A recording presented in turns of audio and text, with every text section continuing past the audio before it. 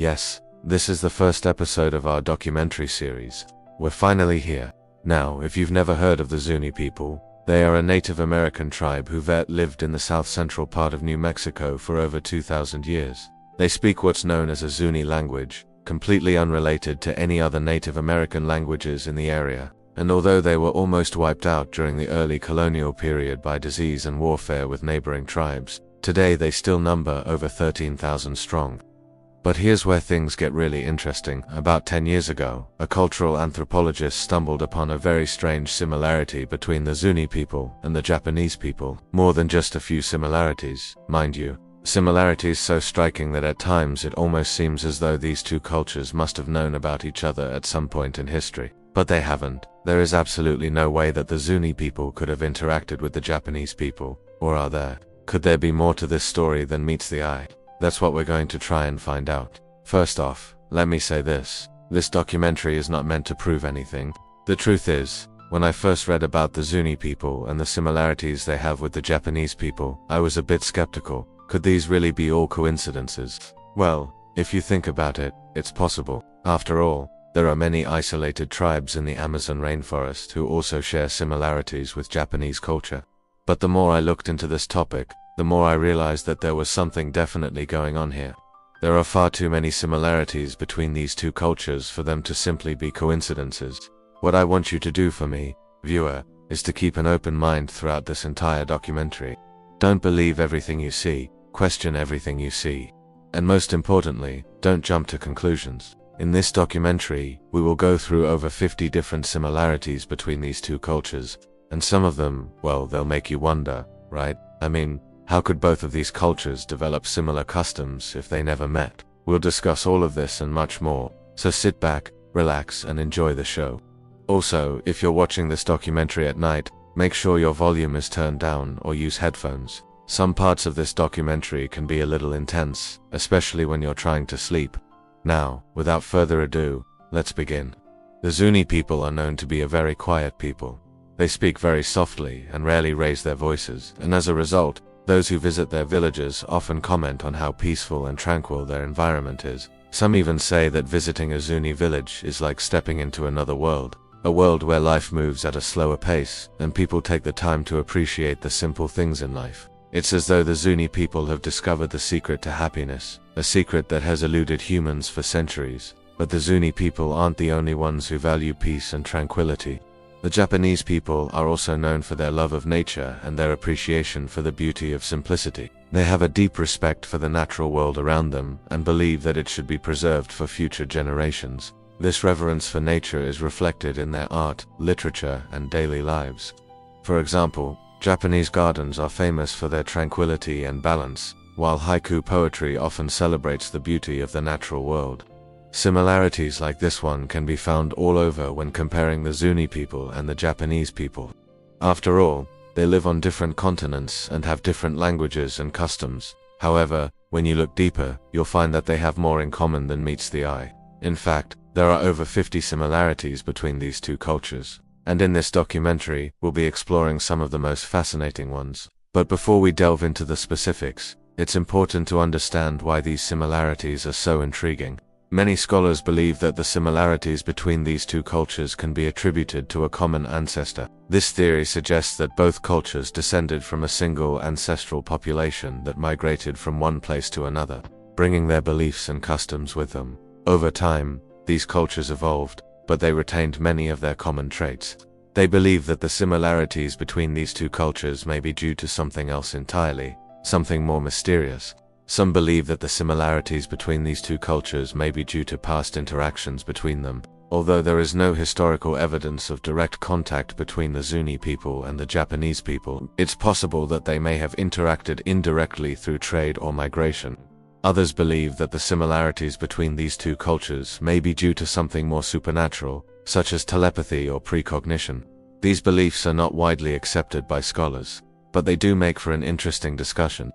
As we continue to explore the similarities between these two cultures, it's important to keep these theories in mind. They may help us better understand the connections between these two seemingly disparate cultures. What's up, guys? I just wanted to take a quick break from the documentary to ask you guys for a favor. As you probably noticed, this is not a video that gets straight to the point. I like to set the mood, make you feel relaxed and comfortable, so that you can enjoy the show, and to do that, I need some help.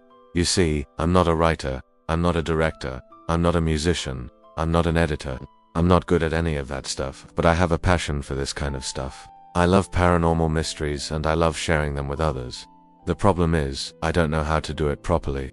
I don't know how to write a script, film it, edit it, add music, make it all flow together, but I want to learn.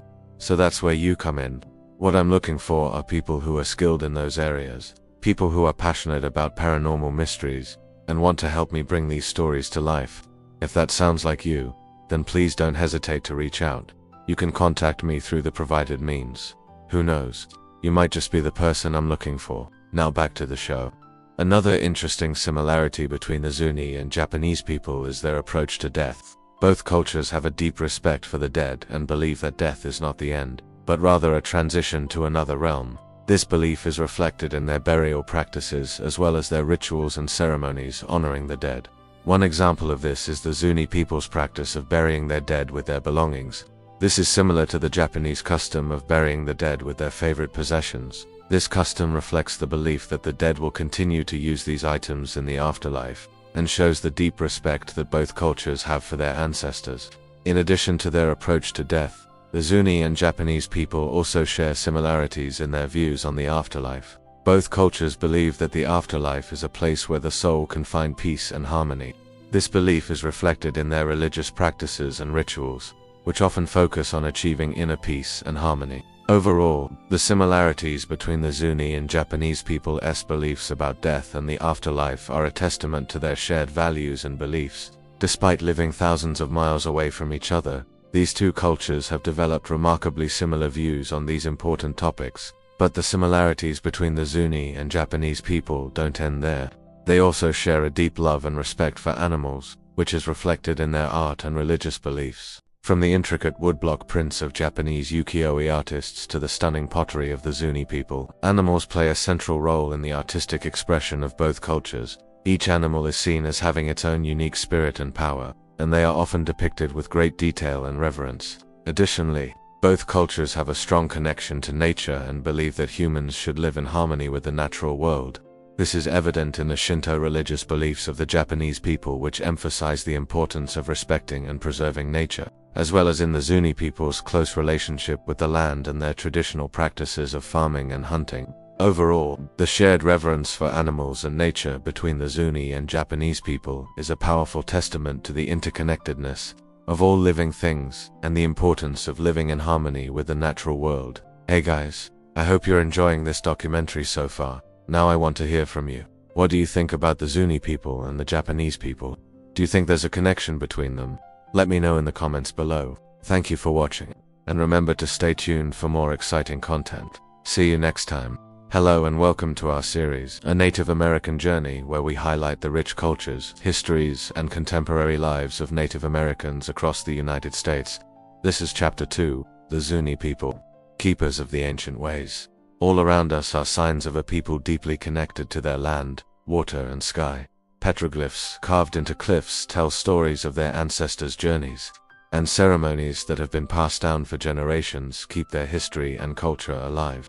This is the story of the Zuni people. The word Zun means people. When the Spaniards arrived in the 16th century, they recorded the name of this group of people as Los Siete Pueblos, or the Seven Villages, referring to the 7 communities along the Rio Grande. Over time, this became the Zuni. Today, they call themselves Ashiwi, which means people. Ashiwi Omalishkia, also known as Zuni Pueblo, is located in western New Mexico in the American Southwest. It is the ancestral home of the Zuni people and has been continuously occupied for over 2,000 years. In the Navajo language, Ashiwi means people who stay in one place. The Zuni are agriculturalists and have lived in the same area since time immemorial. The Zuni language is part of the larger group of languages known as the Karasan languages. They speak both their native language and English.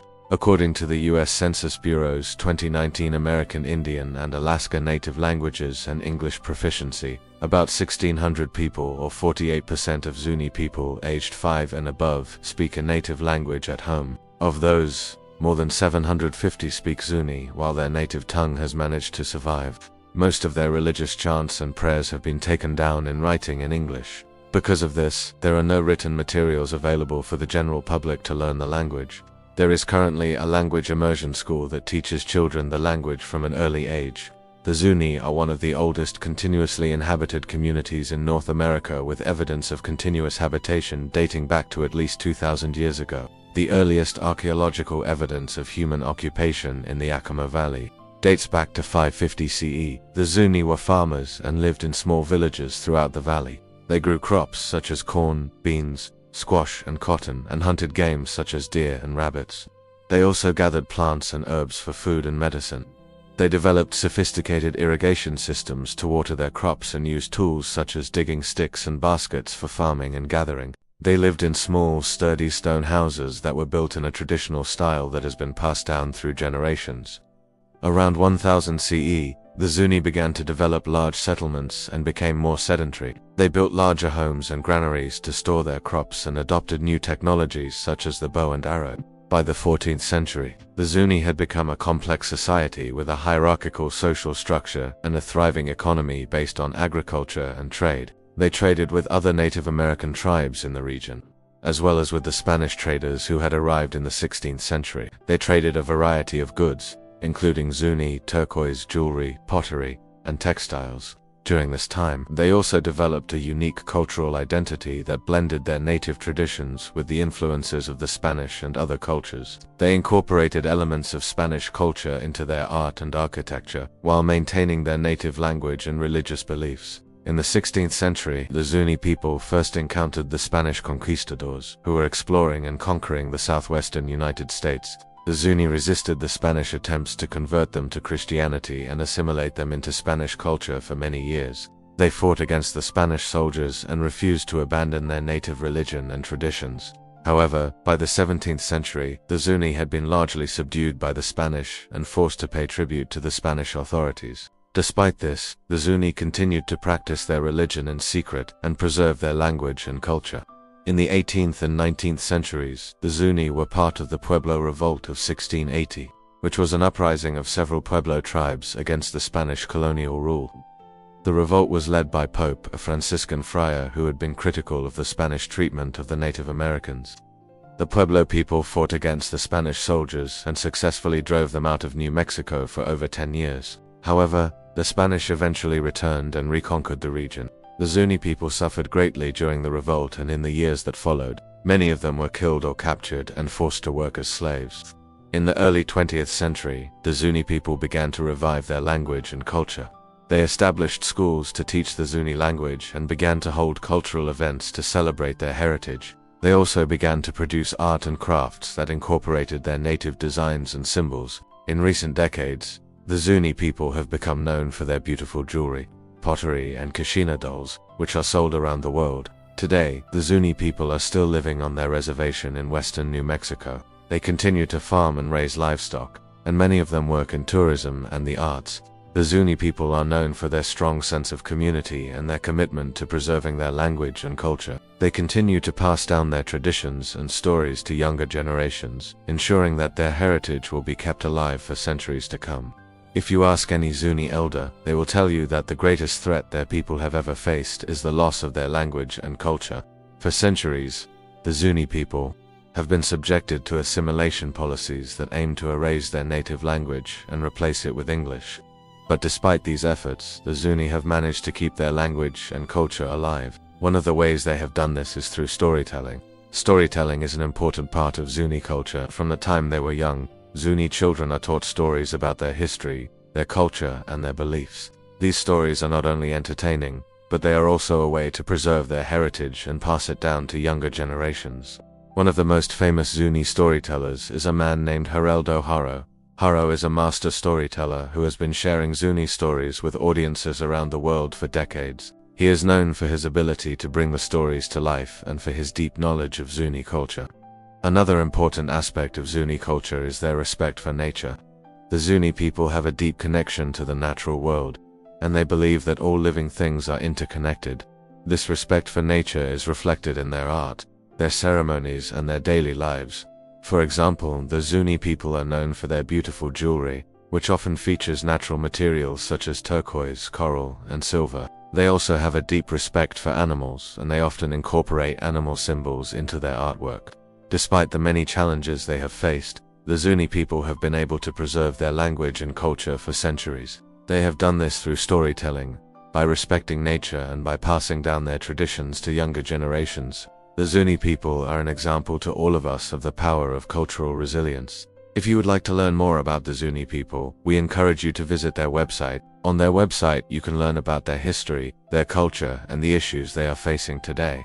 You can also support their efforts to preserve their language and culture by purchasing Zuni-made items such as jewelry, pottery, and Kashina dolls. Thank you for joining us on this chapter of our Native American journey. We hope you learned something new and that you were inspired by the strength and resilience of the Zuni people. Please subscribe to our channel so you don't miss future episodes. Until then, explore our other videos and keep learning. Unit 2, Chapter 3, The Japanese People. And now we're going to turn our attention to Japan. And while we could talk about the country's political situation, or its economic status, or even its foreign policy, no discussion of any country would be complete without first examining what it is that makes this nation unique, the people themselves. So let's get started. First things first, how do you say hello in Japanese? Konnichiwa. It's pronounced konnichiwa. If you want to know more about Japanese culture and tradition, then stick around. At the end of the episode, we'll have a brief vocabulary session where I'll teach you some basic Japanese terms. Japan is an island nation located in East Asia. Its terrain is heavily influenced by its geography. Japan consists of 4 main islands and thousands of smaller ones.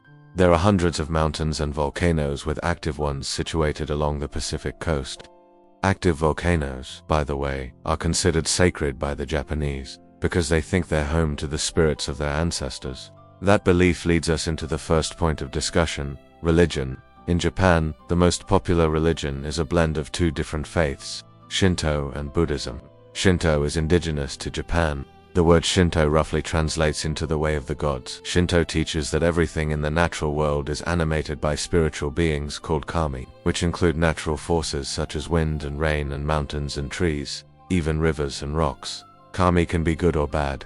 To keep them happy and avoid making them angry, the Japanese practice rituals known as shin. These are repeated actions done for a specific purpose, like thanking a mountain for providing food in the form of plants, or asking forgiveness after accidentally stepping on a rock.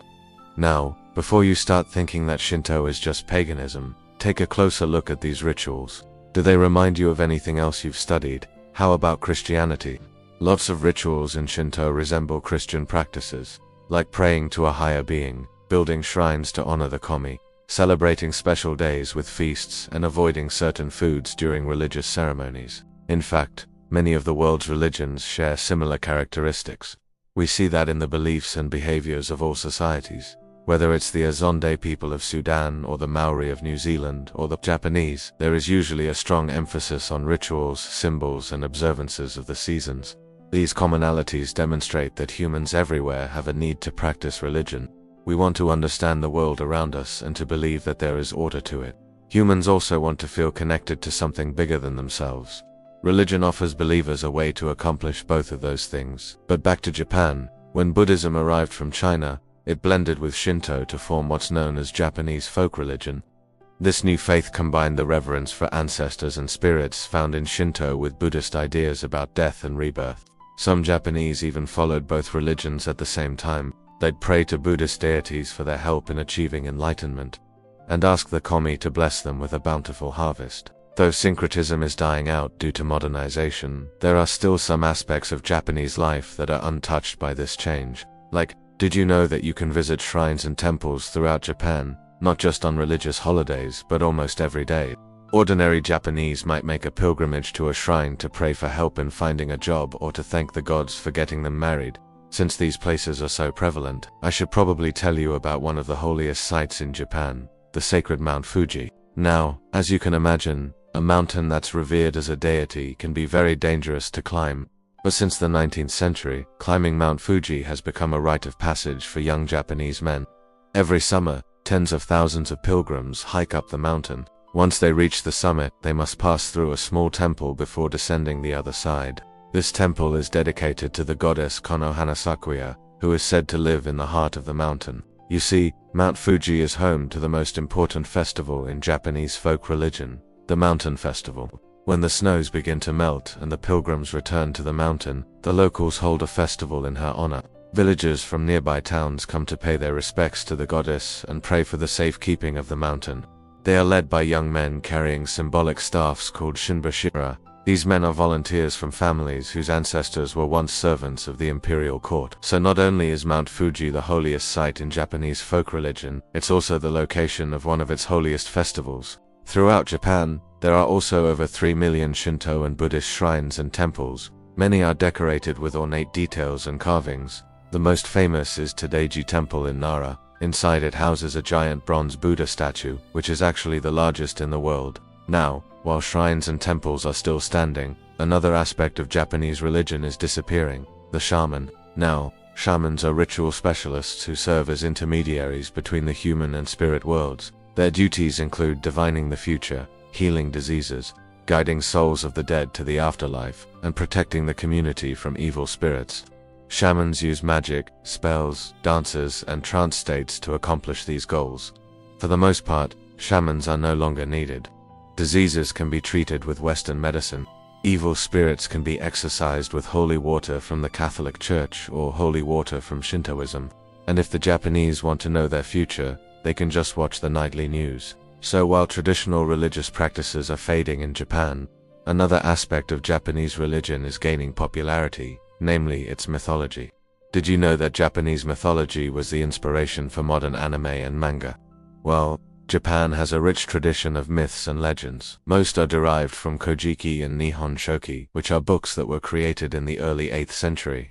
According to these tales, Japan was founded by the first emperor, Imu, who was the grandson of the sun goddess Amaterasu Amikami. Now, Amaterasu is the supreme deity of the Japanese pantheon. She is the one who brought light into the darkness and taught the first humans how to farm and fish. The stories in Kojiki and Nihon Shoki are told allegorically, which means that they have multiple layers of meaning. Scholars believe that these myths explain the social order and natural phenomena in ancient Japan. After all, these myths were written down before the Japanese had a scientific understanding of the natural world. One story in particular that I find interesting describes how the moon was created. Long ago, the moon was just a small rock floating in the sky. One day Amaterasu noticed a rabbit on the rock. Taking pity on the creature, she lassoed some clouds and made a larger rock for the rabbit to live on.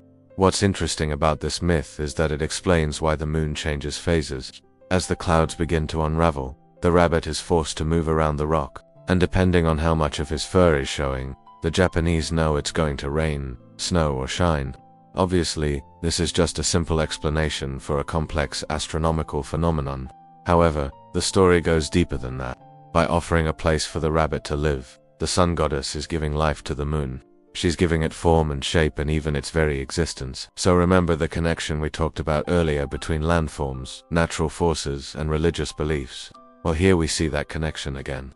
The sun and moon are both worshipped as deities, and myths and legends explain how they affect the human world. Now, while Amaterasu is the most important goddess in Japanese mythology, her brother Susanoo is quite possibly the most popular. He is the god of storms and the sea. His wild and untamable nature set him apart from the other gods. He was brash, impulsive, passionate, and he loved to party. In one instance, he went to the land of the dwarves and stole their magical rice mold, which allowed them to make large quantities of food. Of course, Susanoo knew that stealing was wrong, so to make amends, he married one of the dwarf princesses. Together, they had a son named Uzum. Now Uzum is important to the Japanese because he's the ancestor of all the local gods and goddesses, or Waikami. Basically, Japanese mythology tells the story of how the world began and continues to exist, as well as how it will end someday in the distant future. The Japanese people identify strongly with their myths and legends. You only have to take a quick look at contemporary art to see that influence. Here's a great example. Have you ever heard of the Japanese video game series called Okami? It's the story of a young wolf who sets out to save the world. Throughout the game, the wolf defeats demons, restores the land to its former beauty, and eventually defeats the main antagonist, Orochi, who is a giant 8-headed snake. Now, Orochi is a reoccurring figure in Japanese folklore. She is the embodiment of chaos and destruction. In the myths, Susanoo slays her, bringing order and peace to the world. So obviously Susanoo and Orochi are very significant figures in Japanese mythology, and even though they haven't been around for hundreds or thousands of years, they continue to appear in modern Japanese culture. So now that we've discussed the major religions in Japan, as well as some of the figures in Japanese mythology, let's finish up with a little bit of Japanese folklore. Much like the rest of their religion, the Japanese practice a form of animism. This means that they believe everything has a soul, including animals. The most famous animal spirits are called yokai. Yokai come in all shapes and sizes. Some are mischievous, like the kappa who plays tricks on unsuspecting travelers. Others are scary, like the yuki-onna who lures travelers into the snow and then freezes them to death. But no matter what kind of yokai you encounter, there's always hope for redemption. In one story, a hunter named Momotaro is lost in the forest and comes across a house. He knocks on the door and a beautiful woman invites him inside. She gives him food and drink and asks him to stay the night. While Momotaro sleeps, the woman turns into a yokai and tries to eat him, but he wakes up just in time and stabs her with a dagger. The next morning, he leaves the house and discovers that he's right next to a huge cliff. So he apologizes to the yokai for stabbing her and asks her to forgive him. She accepts his apology and disappears. Then he runs off as fast as he can, leaping over rocks and flowing over streams until he reaches the ocean. Here he takes a big deep breath, tenses all his muscles and jumps onto a turtle's shell. The turtle swims into the distance, taking Momotaro further and further away from the dangerous forest. Now, aside from helping heroes escape danger, turtles can also grant wishes. In fact, the Japanese believe that turtles can live for hundreds of years, and if you're lucky enough to make a wish upon one, it will come true. Of course, everyone wants to live a long time, especially if they're about to embark on a long journey. That's why before setting out on a trip, the Japanese folded origami turtles and made a wish for safe travels. I'm sure you'd like to know how to make one too, right? Now, just like the religious beliefs of the Japanese, many of their folktales and myths have fallen out of favor with the modern era. But this one has endured. It shows how ancient people understood the natural world. They believed that everything in nature had a spirit and that those spirits could be good or evil. The Japanese also had a strong sense of community. Stories often took place in forests and mountains, reminding the Japanese that they must respect nature. If they didn't, the spirits of the yokai would curse them with misfortune. The folktales also contain elements of magic and fantasy, which made the lives of ordinary people a little brighter. So there you have it, a general overview of the Japanese people. In the next chapter, we're going to learn about how Japan became a modern state. And in future episodes, we'll continue to explore how geography affects Japanese society. Until then, let's close with a few Japanese words you may want to know. Let's start with greetings. Remember, konnichiwa, sayonara means goodbye. Sumimasen means excuse me, hi means yes, and iya means no. And finally, arigato gozaimasu, that's thank you. If you enjoyed this episode, please hit the subscribe button. Also be sure to check out my podcast. Thanks for watching. The people of the Zuni Pueblo speak a language isolate. This means that their language is unrelated to any other language, or so they thought. Because recently some linguists have started claiming that the Zuni language might be related to Japanese. Is this possible? And if so, how did these two languages end up being so similar? I'm a language enthusiast. And let's take a look at Chapter 4 of my series on endangered languages. In this series, I look at an endangered language from each of the 7 continents. The goal is not to speak on the languages themselves, but to explore how they came to be the way they are and what challenges they face today. So if you like learning about languages and cultures, subscribe for new episodes every week. There are many legends about the origins of the Zuni people. One of them tells the story of a great flood that devastated the world, except for a small area that became dry land again after the water receded. A man and a woman survived the flood by sheltering inside a large gourd that floated about in the water. When the gourd landed, the man and the woman emerged and created the first pueblo. They then populated it with their children and grandchildren. The legend has many parallels among Native American tribes, and it is also the inspiration for one of the most famous Hopi legends, which I talked about in episode 37. But all of these stories are just that, legends. What we know for sure is that the ancestors of the modern Zuni people migrated to the area from the north around 2,000 years ago. Around the time the classic Maya civilization flourished in Central America. The Zuni were farmers who built permanent settlements out of stone. Unlike many other Pueblo peoples, They never abandoned their villages during the winter, even though the region experiences freezing temperatures. Instead, they built underground rooms with fireplaces to keep their homes habitable year-round. Today, the Zuni live in the state of New Mexico and number around 13,000 people. Their language, Zuni, is spoken by 1,800 of them. It belongs to the Zuni language family, which consists only of Zuni itself. Until recently, linguists thought that Zuni was an isolate, meaning that it's unrelated to any other language. But when someone started bringing up similarities between Zuni and Japanese, linguists took notice. Now, whenever someone starts talking about two languages being related, there's always the possibility that they're actually referring to something completely different. There are loanwords, which are words that have been borrowed from another language.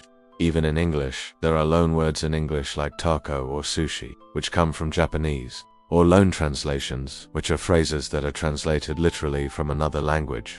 In Spanish, you sometimes hear palabras nuevas, which literally translates to new words and refers to loanwords.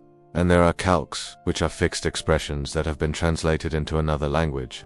For example, El cielo estrellado is a literal translation of starry sky. It's a calque of the English phrase, and it's used in Spanish to mean Milky Way. If you have several loanwords in common with another language, it can be misleading, because it makes it seem like your languages are more similar than they really are.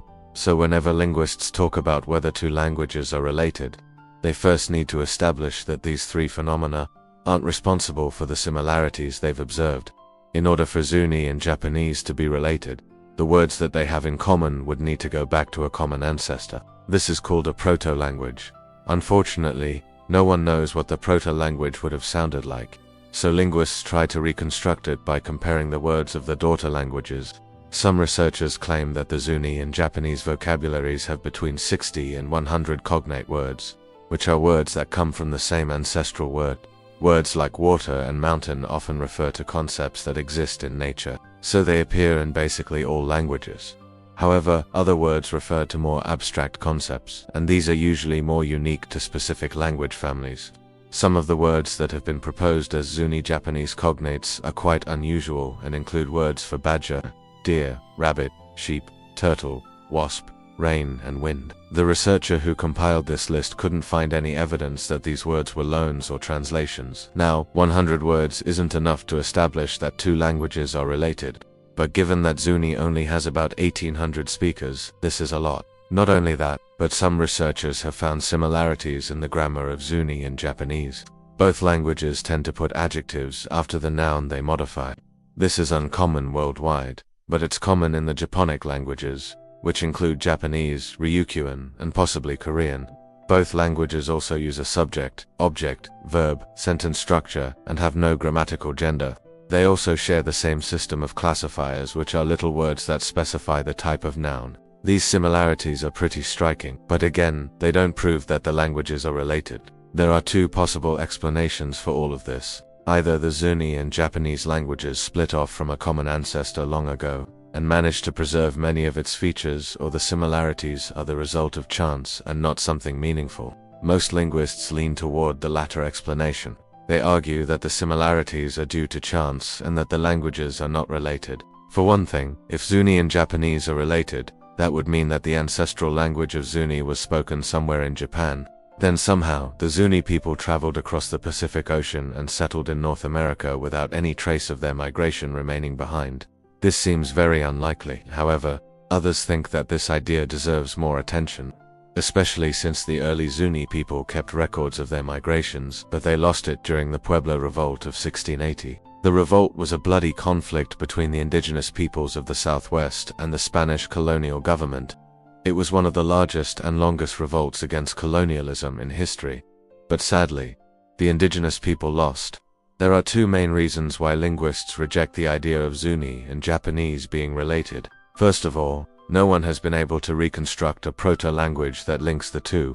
Also, when we compare the two languages, it's clear that they're quite different. Some of the basic vocabulary of Zuni and Japanese doesn't seem to have any cognates, words for body parts, for example, show little to no similarities. Of course, just because two languages do have cognates for basic vocabulary does mean that they not related. But when that's combined with the lack of a reconstructed proto-language, linguists prefer not to investigate further. While linguists may disagree on whether Zuni and Japanese are related, no one disputes the fact that they're both beautiful languages. Language is more than just sounds and symbols. It's a window into the soul of a culture. It shapes the way we see the world and helps us make sense of our place in it.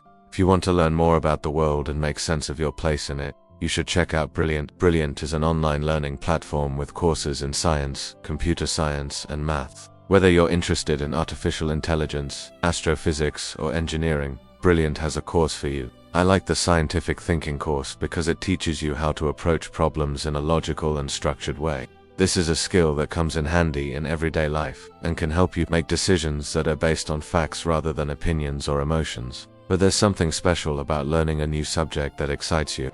If you ever wanted to learn more about the universe around you, now you can. And as a special bonus, the first 200 of you will get 20% off your annual subscription. Thanks for watching and learning with us. To sum up, the similarities between Japanese and Zuni are intriguing but probably not very meaningful. Despite the fact that there are a lot of similarities between the two languages, the differences are much greater. So most linguists consider the possibility of them being related a dead end. However, maybe one day we'll find new evidence that sheds light on this mystery. I hope you enjoyed this episode. If you did, please hit the like button. That really helps me grow this channel. Thanks for watching. See you next time. This is a continuation of the series called The Native Americans in Japan. We've already done 4 chapters so far, and you can check out chapters 1 through 4 by following the links provided. And in this chapter, we're going to talk about chapter 5, Sacred Symbols and Shared Worldviews. The Zuni people are indigenous to the American Southwest, and they're renowned for their beautiful jewelry and pottery. But one of the things that they're most well known for are these figures called kushina, which are these very colorful dolls dressed in full regalia that represent various nature spirits from the Zuni religion. Now these kushina are very important to the Zuni people because they are considered to be intermediaries between the spiritual world and the physical world. Now the Japanese have something very similar to these kushina that are called kagura, which are also nature spirits. In fact, there are even some scholars who believe that these two cultures may have had some sort of contact thousands of years ago when the Japanese came over to the Americas, before the Pacific Ocean rose up and separated the continents. One of the most important symbols in both the Zuni and Japanese cultures is the symbol of the sun. This is because the sun is seen as a life-giving force that brings light and warmth to the world. In fact, the Zuni people have a very elaborate ceremony called the Shilako ceremony, which is held every winter solstice to honor the sun. During this ceremony, the Zuni people dance around a giant wooden pole that is decorated with feathers and other symbols of the sun. They also wear masks and costumes that represent different aspects of the sun. For example, some of the dancers wear masks that have rays coming out of them that represent the sun's rays, while others wear costumes made of bright yellow and orange feathers that represent the colors of the sun.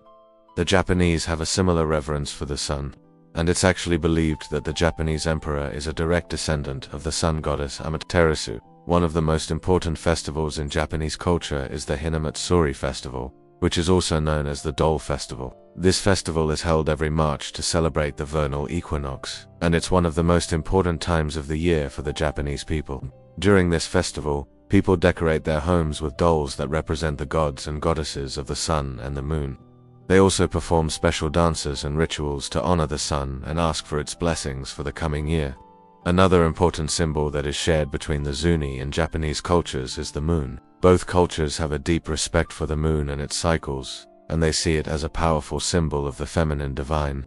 In Zuni culture, the moon is represented by a female kushina doll, and she is one of the most important kushinas because she represents the cycles of life, death, and rebirth.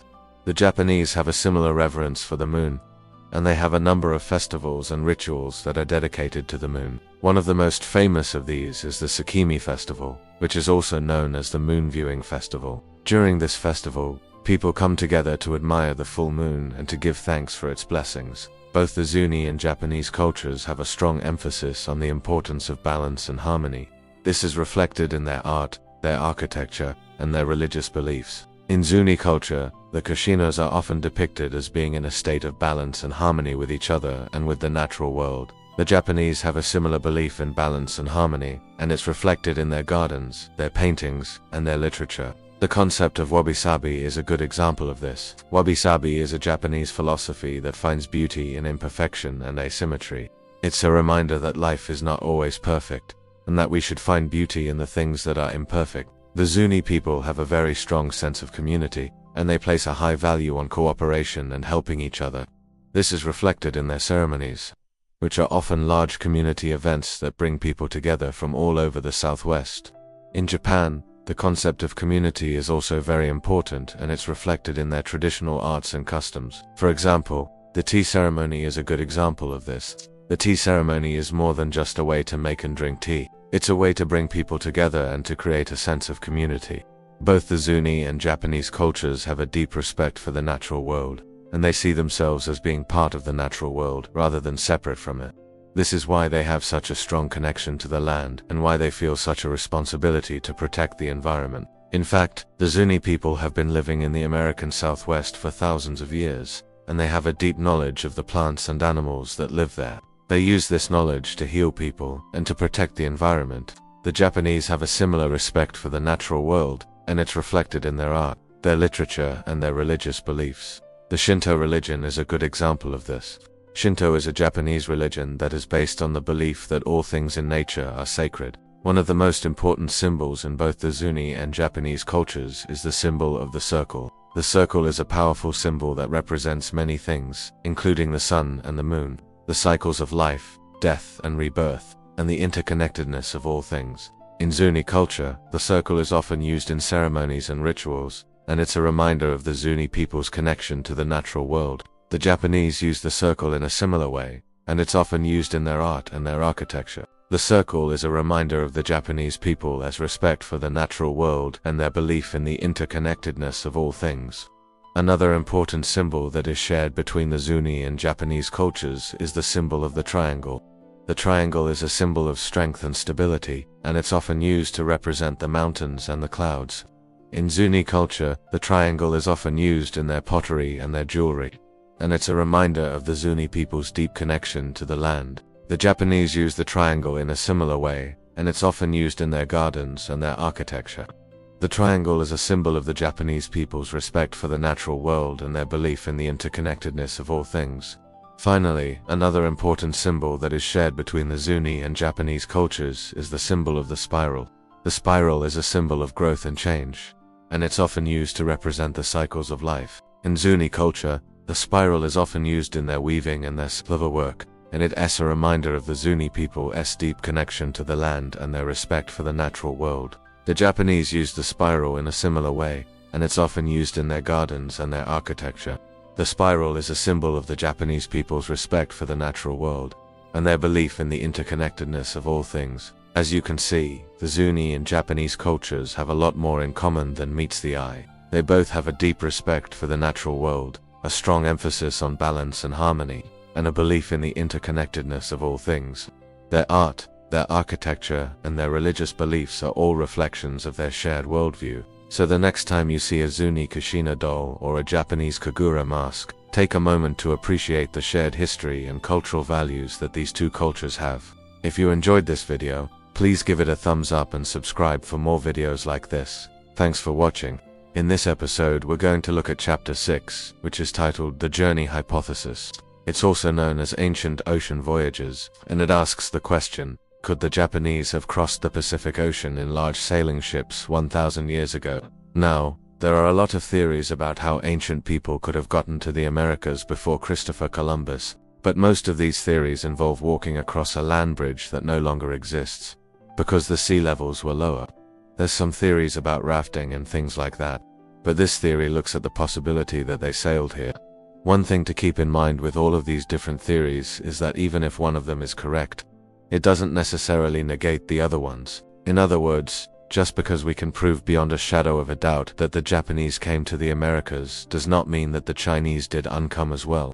They very well could have both come separately by different means. So in this chapter, we're going to be looking at many of the different arguments that people have put forth over the years to support the idea that the Japanese, specifically the early explorers or monks, could have come to the Americas. Okay, so the first thing I thought of when reading this chapter was how common long sea voyages were throughout history. For example, The Phoenicians are famous for their seafaring abilities. They traveled all throughout the Mediterranean, as well as over to the British Isles and even as far away as North Africa. And the Greeks would have also been familiar with traveling over very long distances of open ocean.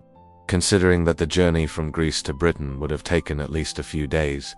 And then, of course, there are the Polynesians, who are probably the best example of how ancient people would have had the ability to cross huge stretches of open water. The Polynesians are known for their impressive feats of navigation, and they likely used a combination of stellar navigation, celestial navigation, wave patterns, and other natural phenomena to navigate the vast expanses of the Pacific Ocean. Wayfinding, as they called it, is still studied today to help modern navigators chart their courses. It's generally accepted among historians that the Polynesians settled in Hawaii around 1,500 years ago, and they got there by using their knowledge of wayfinding to travel across the Pacific Ocean from what is now Indonesia. There are also theories that suggest that the Polynesians made it even further west, to places like Japan and even South America.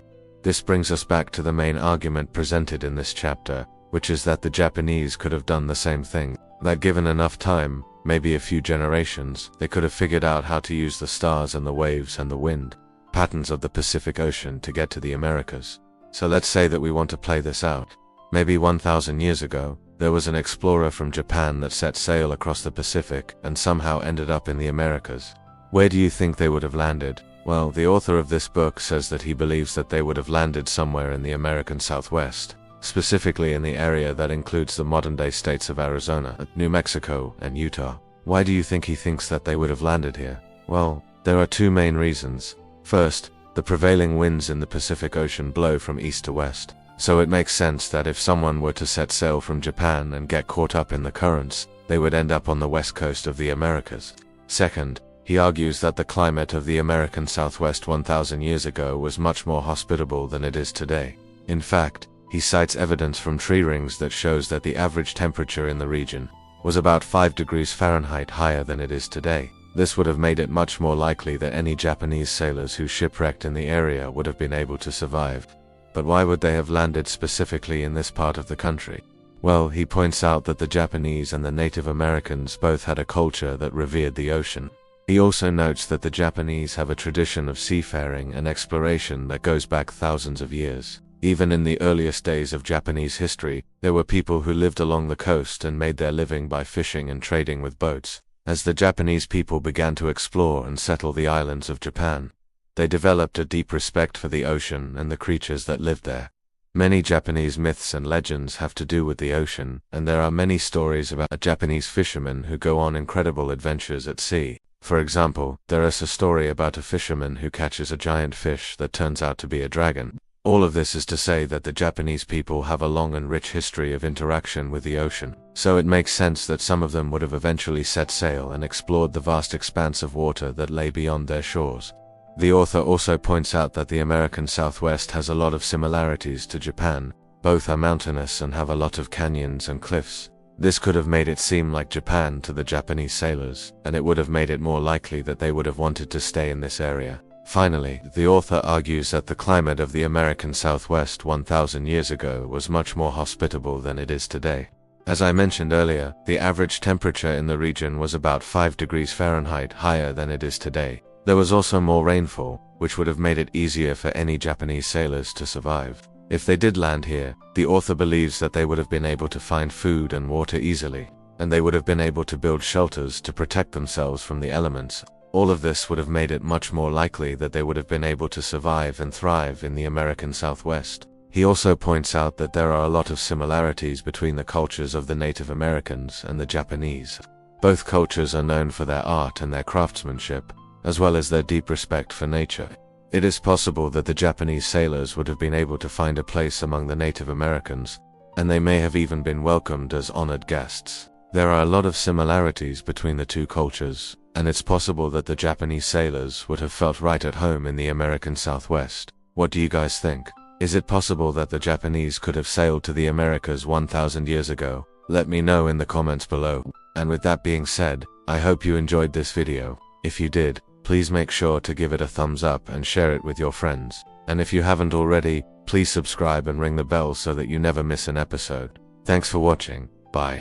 In this episode we are going to look at Chapter 7 of Charles Campbell's The Masks of God, Primitive Mythology, The Storytellers. We will meet some famous names in anthropology and folklore who entertained the possibility that the Japanese and the Native American Zuni people are related. If you would like to join me on this journey, please hit the subscribe button down below. And if you enjoy these videos, please leave us a like because it helps us out so much. Thank you. The first scholar we meet in Chapter 7 is a well-known American anthropologist by the name of Clyde Kluckhohn. Was born in 1896 and died in 1949. So he lived during the early to mid-20th century, and he was very much involved in establishing what we call today cultural anthropology as an academic discipline. He collected data for his doctoral dissertation among the Zuni people of New Mexico. His dissertation, which was called Sun, Moon and Stars, Navajo and Zuni Astronomy, was published in 1932. This work included a discussion of the Zuni creation story, and he presented it as a variation of the Babylonian creation epic. In the introduction to his book, he writes, "A mythologist is a person who studies myths, or myths are stories which express the accumulated religious and philosophical conceptions of a people." And then he goes on to say, "Myths deal with causes, not in the sense of explaining why one thing happens rather than another, but with ultimate general causes. They answer such questions as why is the world as it is? Why do human beings live as they do? What is the nature of good and evil?" Okay, let's pause for a moment. He says that myths answer the big existential questions. Why the world is as it is, why humans live as they do, what is the nature of good and evil. Well, that sounds like the kind of questions that religions wrestle with, doesn't it? But he's saying that mythology is the study of these myths, and so mythology is thus a branch of religious studies. He does not seem to be including folklore in this definition. Folklore has many more categories than just myths. Folklore includes custom and tradition, beliefs, customs, material culture, religion, language, music, dance, drama, etc. Anyhow, the book Myths of the Navajo begins with the author stating his belief that the Navajo people were once acquainted with a people living in a faraway land. He writes, "Many generations ago there lived in the distant Orient a people akin to the Navajo, and among them were the priests and priestesses of the sky gods. Through their magic, they caused the sun and moon to move across the sky. They instructed men to till the soil and rear domestic animals, and from time to time went forth in their boats and fished in the sea. Their skill in fishing became so great that after a while it occurred to them to catch fish in the clouds. When the net was full, they lowered it to earth, where it was received by a Navajo maiden whom the sky gods had chosen to be their helper. From her descendants came all the Navajo clans. One day, while the maiden was grinding corn in a stone matter, a supernatural being approached and told her that the sky gods wished to become incarnate and live forever among the people of the earth. She replied that she would tell them what they wished to know. Then the sky gods became incarnate among the people and taught them many useful things, including the weaving of rugs." That sounds pretty similar to the Sumerian myth of the Anunnaki coming down to earth to teach mankind civilization. Could there have been some truth to this story? Some kind of lost contact between the ancient Mesopotamians and the indigenous peoples of North America. Kluckhohn was also interested in the similarities between certain aspects of primitive cultures and features found in archaic cultures. For example, he cites the similarities between the Zuni religion and archaic Greek religion. Both cultures believed that death could be avoided through special rituals. He even cited similarities between the Zuni religion and the mystery cults of late classical antiquity, such as the cult of Mithras. Kluckhohn came to the conclusion that perhaps the Greeks had been in contact with cultures in North America, and that maybe the Zuni were descended from the Greeks. Or, and this is just my opinion, maybe Kluckhohn was suggesting that the archaic Greeks actually originated from North America and migrated over to Greece thousands of years ago. He wrote, "It is possible that the ancestral Pueblans knew of the sea beyond the horizon, and sailed to distant lands where they adopted many of the cultural patterns which we associate with the Mediterranean civilizations." So how exactly does one go about proving something like that? You can't really prove it because it is impossible to collect evidence that would satisfy the burden of proof. It's simply beyond the scope of scientific investigation. However, scientists and scholars can point to evidence that supports a hypothesis, and they can also falsify hypotheses. That is to say, they can point to evidence that disproves a statement or a theory. What Kluckhohn was doing here was putting forth a new hypothesis and pointing to certain similarities between different cultures to support his idea. He was essentially saying, look at these similarities. Can you think of any other reason why these cultures are similar besides the fact that they may be related somehow? The burden of proof lies with those who doubt, but he was definitely onto something. There are definitely similarities between the religions of the Greeks and the indigenous peoples of North America. We will explore this further in later episodes. Now, you might have noticed that in this entire episode, I haven't mentioned any folklore scholars. This is because Campbell felt that folklorists were not open enough to considering the idea that the Japanese and the Zuni are related, and he specifically calls out one folklorist by name. His name was Stith Thompson, and he was a British folklorist. Thompson rejected the idea that the Japanese and the Zuni are related, and he did this without really providing any argument against it. Thompson was a proponent of what we call the historical folkloric method, meaning that when studying folklore, you always try to trace the history of a folk belief, a folktale, or a motif back to its origin. In order to do that, you have to compare different variants of a tale or a myth or a belief and see how they relate to one another, and then you come up with a sort of evolutionary tree of ideas and beliefs. But modern folkloristics has grown into a subfield of literary studies or humanities, and this means that folklore scholars tend to take a more relativistic view of myths and stories. Instead, they ask questions like, what does this story reveal about the culture that tells it? Is there a social or political message embedded in the story? And how does this myth function within the culture? To put it another way, the modern folklorist is not concerned with the truth or falsehood of a myth. They want to understand the function of a myth. Anthropologists, on the other hand, often take a more scientific approach. They try to answer questions like, where did this culture come from, and why do they believe this or do that? Sometimes anthropologists study modern primitives, meaning that they travel to remote regions of the world and study small tribes of people who have little to no contact with Western civilization. But nowadays this is becoming less and less possible, since there are no longer many societies that remain completely primitive. But as for Thompson, he didn't really engage with the idea that the Japanese and the Zuni are related. Now we must keep in mind that when Thompson was writing, the idea that two cultures separated by such a vast distance could have anything in common was unheard of. Today, however, things are very different. We have all kinds of fringe theories flying around the internet. Some of them are quite creative, I must admit. We have people claiming that the Egyptians built the pyramids with the help of aliens. And we have others claiming that the Vikings discovered America long before Columbus. And we have many people claiming that the Earth is flat. And most of these theories are rejected by mainstream academics. And what frustrates me about this is that most of these so-called fringe theories are unnecessary and they do not explain anything. For example, why would you need to bring in aliens to explain how the pyramids were built? These structures are so huge that it seems impossible to build them without the use of advanced technology. And we don't have to invent some crazy story about aliens in order to acknowledge that the builders of the pyramids were very clever. But this is the attitude that permeates most of modern scholarship. For example, there are many archaeological sites that have been discovered in South America with lines that run north to south. And archaeologists are baffled by this because they cannot figure out how the people who lived there could have possibly known that the Earth was round. I mean, these people were supposed to be primitive, right? But how could they know that the Earth was round? Magic is the explanation that they give whenever they encounter something that they cannot explain. Anthropologists are baffled by the amount of symbolism that can be found in certain native religions. There is so much hidden meaning in the symbolism, so they chalk it up to magic. They say that these symbols have magical power, but how do they know that? Because they cannot figure out what the symbols mean. They cannot decode the meaning. All they can see is that the natives are using symbols that they themselves do not understand. I was talking about how folklore sometimes blends with science, and this means that folklore often deals with topics that science cannot investigate. Science cannot investigate these things, so it simply rejects them as being real. Folklore, in a sense, is more open-minded than science, because folklore does not reject things that it cannot explain. It simply accepts them as they are. And this is why folklore and science sometimes conflict with one another. Archetypes are universal patterns of behavior or thinking that can be found in all cultures, and archetypes are the basis of myths and stories. For example, the hero archetype is the pattern of behavior that we find in all hero myths. And we find this same archetype repeated over and over again in myths and stories all over the world. They allow us to create new stories by using old patterns. Alright, thanks for watching. I hope you enjoyed this episode. Also, please remember to hit that subscribe button so that you never miss an episode.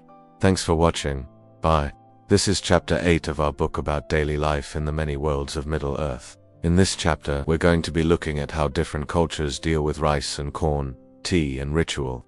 But please remember, this is just one interpretation of Tolkien's works based on my own study and understanding. This is not meant to be canon or to override anything written by Tolkien himself. With that said, let us begin. In the peaceful and sun-drenched lands of the Zuni people, agriculture was the heart and soul of their existence. Living in harmony with nature, they cultivated three sisters: the wise old corn, the vigorous beans, and the humble squash. These weren't just crops, they were family, providing sustenance and life. The Zuni men and women toiled in the fields, nurturing the soil and caring for their crops. Women were the backbone of agriculture, planting seeds and tending to the fields, while the men supported them by clearing the land and building irrigation systems. Together, they celebrated each harvest, honoring the three sisters and the bounty they brought forth. And in return, the three sisters offered their abundance, ensuring the Zuni people never went hungry. The cycle of planting, nurturing, and harvesting became a rhythm of life, a testament to the Zuni's deep connection with the land and their commitment to sustainable living. It was a life of hard work, yes, but also of fulfillment and gratitude. In the realm of Arda, where Middle-earth is situated, it is likely that the elves, especially the Noldor, had a deep appreciation for agriculture and the cultivation of plants, trees, and grains. Known for their skill and craftsmanship, the Noldor would have been capable of designing efficient irrigation systems and tools for planting and harvesting. They likely would have celebrated seasonal festivals honoring the earth and its bounty, recognizing the importance of balance and sustainability in their relationship with nature. The Noldor, with their love for beauty and harmony, would have appreciated the aesthetic value of agriculture, finding joy in the colors, textures, and patterns of growing crops and gardens. Their knowledge of botany and herbalism might have extended to the cultivation of medicinal and aromatic plants, enhancing their connection to the natural world. The elves, as a culture deeply rooted in nature, would have understood the significance of preserving biodiversity and respecting the delicate balance of ecosystems. They would have valued the cultural and spiritual aspects of agriculture, recognizing its role in shaping their identity and traditions. So just as the real-world humans have done, the Noldor and other elves of Middle-earth would have utilized the gifts of the earth, growing crops, cultivating trees, and preserving the natural world's beauty while respecting its power. In ancient Japan, rice was more than just a food source. It was a way of life, an integral part of their daily routine, and a key element in religious ceremonies. The Japanese developed a deep reverence for rice, believing it to be a sacred gift from the gods. Rice cultivation was a meticulous process. Farmers carefully selected the best quality rice paddies, nurtured the plants with great care, and performed special rituals to ensure a bountiful harvest. The act of planting rice was often seen as a communion with nature, a way to give back to the earth and show gratitude for the blessings it provided. The most important rice ceremony was the one held before the harvest. Villagers would come together, purify themselves, and offer prayers and songs to the kami, the divine spirits believed to reside in nature. This ceremony was not just a prayer for a good harvest. It was a celebration of the hard work and dedication that had gone into the cultivation of the rice paddies. After the harvest, there were more celebrations. The young rice shoots were carefully collected and displayed as offerings to the gods, thanking them for the year's bounty. As the rice harvest continued throughout the seasons, each stage of the process was marked with rituals, songs, and dances, creating a deep sense of community and shared purpose among the villagers. Rice was more than just a crop. It was a symbol of life, growth, and the connection between the Japanese people and the natural world. The Japanese reverence for rice continues to influence their culture today, from traditional festivals to everyday meals. It is a reminder of the deep spiritual and historical significance of this humble grain in shaping Japanese society.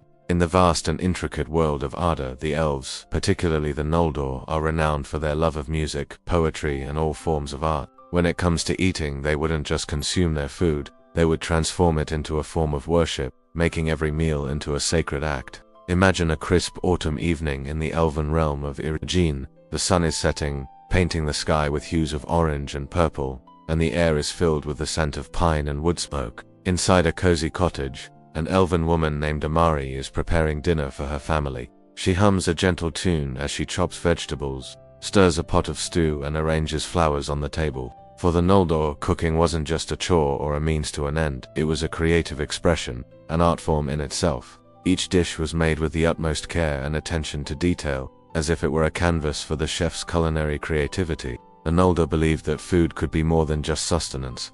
It could be a way to connect with the spiritual realm, a way to honor the gods and the natural world. So as Amari prepares the meal, she does so with reverence and gratitude. She asks for blessings on her food, gives thanks to the earth for its bounty, and sings songs of praise to the Valar, the angelic beings who watch over Arda. For the Noldor, eating was a communal experience, a time for family and friends to come together and share not just food, but stories, laughter, and companionship. Meals were often accompanied by music and poetry, creating an atmosphere of joy and celebration.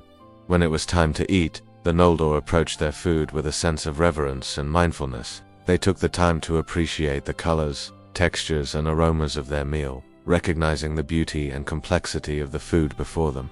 They understood that each dish was a product of the earth's bounty and the hard work of those who had grown and prepared the ingredients, and they honored that with gratitude and respect. The Noldor believed that food had the power to heal, to nourish, and to bring people together. It was more than just sustenance. It was a way of life, a way of connecting with the world around them and with each other. As we delve deeper into the world of Arda, it's important to recognize that food isn't just about sustenance. It's a cultural cornerstone. Just as the Japanese and people have deeply ingrained food cultures, the inhabitants of Arda do as well. Whether it's the elves, dwarves, or men, each race has its own culinary traditions and festivals. Food plays a vital role in their daily lives, not just to nourish the body, but to nourish the soul. It's a way to connect with their heritage, their environment, and their beliefs. For example, the dwarves, known for their love of good food and drink, might have had hearty feasts centered around roasted meats, freshly baked breads, and spiced ales. Their meals would have been a celebration of the earth's bounty and a tribute to the dwarven love of craftsmanship and tradition. Similarly, the men of Middle-earth would have had diverse cuisines influenced by their geographic locations and cultures. From the shepherds of the Shire to the seafaring men of Umbar, each region would have had its own specialties and flavors, reflecting the unique lifestyles and traditions of its people. These various food cultures would have also played a significant role in festivals and celebrations. Imagine a summer day in the Shire. The hobbits are gathered in the village green for their annual Midsummer's Day feast. Tables are laden with roast chicken, apple pie, cheese, and ale, and the air is filled with the sound of laughter, music, and merriment. Festivals like these would not only celebrate the harvest and the changing seasons, but also serve as a reminder of the importance of community, tradition, and the simple joys of life. In a world where magic and myth intertwine with everyday life, food becomes more than just sustenance. It's a reflection of the values, beliefs, and traditions that shape the societies of Arda. It's a reminder that even in the most fantastical of worlds, the simple act of sharing a meal can be a powerful way to connect with others and celebrate the beauty of life. I hope you enjoyed this look into Chapter 8 of Daily Life in Middle-earth. If you did, please show your support because there's lots more content like this on the way. Until next time, thank you for watching. In this chapter, I'll be looking at echoes in myth and folklore. Specifically, I will be discussing some similarities between the Native American Zuni creation story and Japanese Shinto myths, such as the Kojiki and the Nihon Shoki. This is Chapter 9. Hello everyone, I'm here to talk about mythology. When we think of Native American myths and folklore, we generally think of stories about tricksters like Coyote or Raven, tales of great hunts, or stories about powerful animals that are thought to possess human souls. We don't often think of similarities between Native American and East Asian mythology, but there are more connections between these two seemingly very different cultures than one might think. In this video, I'm going to focus on some elements of the Zuni creation story and how they relate to Japanese mythology, specifically the Kojiki and the Nihon Shoki. If you enjoy this video and want to see more just like it, please consider supporting me. First off, I'd like to talk about the general structure of the Zuni creation story. In order for the Zuni people to emerge into the world, the sky and earth must first be separated. In this case, the sky is represented by a woman named Awat, and the earth is represented by a man named Anguisness. Now, many Zuni creation stories state that Awata was simply too beautiful for this world, and so she ascended up into the heavens after giving birth to the Zuni people. But other variants of the Zuni creation story state that the reason why Awat ascended up into the sky was because her husband, master of the underwater world, had multiple wives and wanted another wife from the sky. So he sent his son to fetch his father a new wife. On his journey, the boy meets his grandfather, Awato's father, who transforms himself into a deer and leads his grandson down a path leading into the clouds. And when the boy's father sees the path, He believes it to be a road made by a god, and he follows it, eventually ascending into the sky.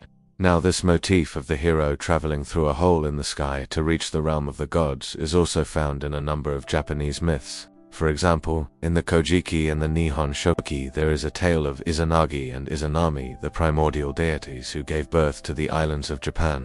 After Izanagi and Izanami successfully created 3 islands, Izanami descended into Yomi, the underworld, in order to give birth to their children. But once Izanami emerged from the underworld, she could not return to the land of the living, because she had been contaminated by the filth of Yomi. And so Izanami remained trapped in Yomi forever, unable to rejoin her husband in the land of the living. To save his wife, Izanagi ventures into Yomi in order to retrieve her, but Izanami tricks him by blocking the entrance with a boulder.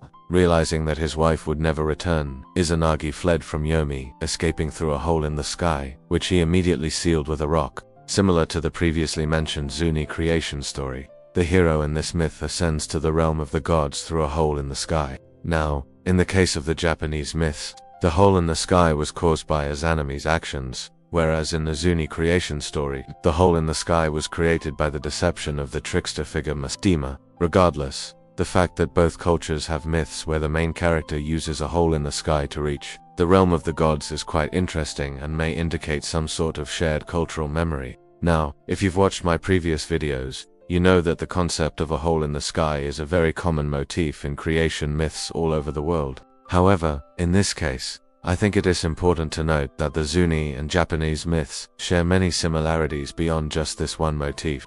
Both cultures have myths where the land is formed from the body of a giant. In the Japanese myths, the body of the giant Izanagi forms the islands of Japan, and in some versions of the Zuni creation story, the earth is born from the body of a woman who goes into labor, and the act of giving birth to the earth causes her to split open and thus form mountains. Another similarity between these two cultures can be seen in their respective views on death. Both cultures view death as a natural process and an inevitable part of life. In fact, the Zuni people even hold an annual death ceremony in which they invite the spirits of their ancestors to return to the village in order to dance and socialize with their descendants. Similarly, in Japanese folklore, the dead are believed to return to the realm of the living during the Obon festival. So both cultures have beliefs and customs that show their acceptance of death, and this acceptance of death is also reflected in their respective creation stories. In the Zuni creation story, the master of the underwater world, who is one of the main characters, is killed by a crocodile while he is out hunting. And similarly, in Japanese folklore, the main deity of the underworld, Izanami, dies while giving birth to her children. In both cases, the death of the main character causes the creation of the physical world. Therefore, both cultures have creation stories where death plays an important role in the creation of the world. Now, one of the most striking parallels between the Zuni creation story and Japanese myths can be seen in the role that trickster figures play in each tradition. In both traditions, the trickster figure is a catalyst for change. He is responsible for disrupting the status quo and causing major events to occur. Tamamo in Japanese folklore is known for his cunning ways and is often portrayed as a shapeshifter who takes on many different forms. In the Kojiki and Nihon Shoki, Tamamo is described as being an envoy of the gods, but he is also responsible for bringing misfortune upon the heroes of the myths. For example, in one myth, Tamamo tricks the hero into killing his own father. In another myth, Tamamo tricks the hero into drinking the water of life prematurely, which results in his wife becoming infertile. In both cases, Tamamo causes misfortune for the heroes and prevents them from accomplishing their goals. Now, the Zuni people also have a trickster figure named Mat. Like Tamamo, Mastamho is known for his intelligence and his ability to take on many different forms. Mastamho plays an important role in the Zuni creation story. It is he who causes the separation of the sky and the earth, which allows the Zuni people to emerge into the world. However, in other Zuni myths, Mastamho is also responsible for causing great destruction. In some cases, he is even responsible for bringing death and disease upon the Zuni people. So, like Tamamo, Mastamho is a trickster god who causes great change, but he is also a destructive force who brings misfortune to those around him. Now, despite the fact that both cultures have trickster figures who serve as catalysts for change and misfortune, the way that these figures are viewed is slightly different. In Japanese mythology, trickster figures like Tamamo are often seen as negative forces who bring misfortune to the heroes of the myths. They are usually portrayed as evil spirits who cause chaos and suffering, However, in Zuni mythology, trickster figures like Mastemho are often seen as both positive and negative forces. While it is true that Mastemho is responsible for bringing death and disease upon the Zuni people, he is also the one who allows them to emerge into the world. Therefore, the Zuni people have a more balanced view of trickster figures. They are seen as both helpful and harmful, and they are responsible for both good and bad things happening to the Zuni people. Now, I should point out that there are differences between the trickster figures of each culture. Tamamo is purely evil, whereas Mastemho has both positive and negative qualities. However, the fact that both cultures have trickster figures, who take on many different forms and cause both good and bad things to happen, is quite interesting. It shows that despite having different worldviews, both cultures have similar perceptions of the world and human nature. Now, I've only scratched the surface of the similarities between Zuni mythology and Japanese mythology. There are many more parallels that could be drawn between the two traditions, but I think you get the idea. The point of this video is to show that despite being separated by thousands of miles and centuries, the Zuni people and the ancient Japanese people were able to create myths and legends that share many similarities. This is proof that despite our differences, humans all over the world share many of the same beliefs and values. And this is why I love mythology so much.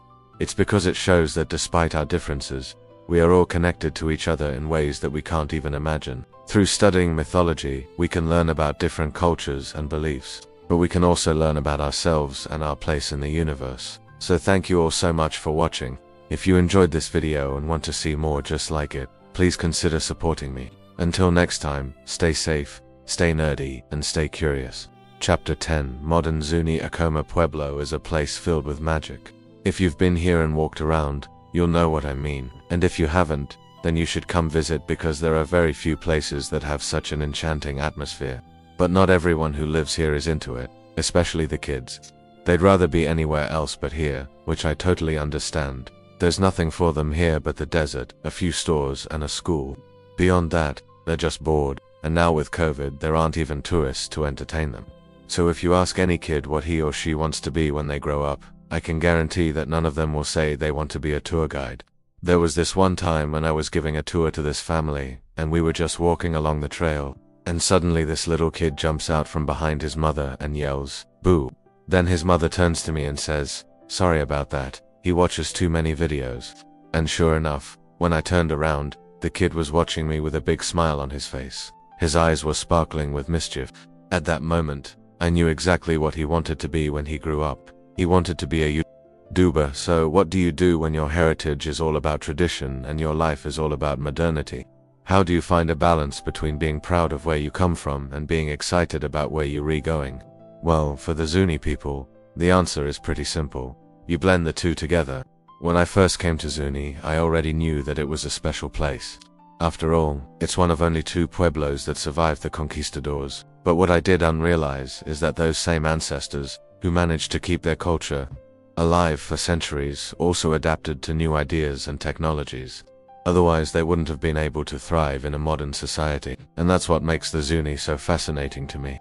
They're still very much themselves despite living in a modern world. But it's not really a time warp, it's just how the Zuni choose to live. They also have their own government and their own police force. They have cell phones, satellite internet, and pickup trucks. What's impressive is that they've been able to maintain their traditions despite centuries of pressure to assimilate. When I asked Elder Gary Manuel how they'd managed to do that, he said, "We're kind of stubborn. It takes a lot of strength to hold on to your traditions when everyone around you is trying to take them away. And the Zuni are strong, but they're also smart." "What does that mean?" I asked. "It means change," he said. For example, the Zuni have always been farmers, but in the last century, they've had to adapt to new farming technologies. They've also had to deal with the loss of their traditional foods, such as turkeys and wild game. They've used tractors instead of horses. They've grown corn instead of hunting wild game, and they've passed on their knowledge to younger generations. This way, they've been able to stay true to themselves while still participating in the modern world. That's why when I met the Zuni, I wasn't surprised to learn that they were excellent storytellers.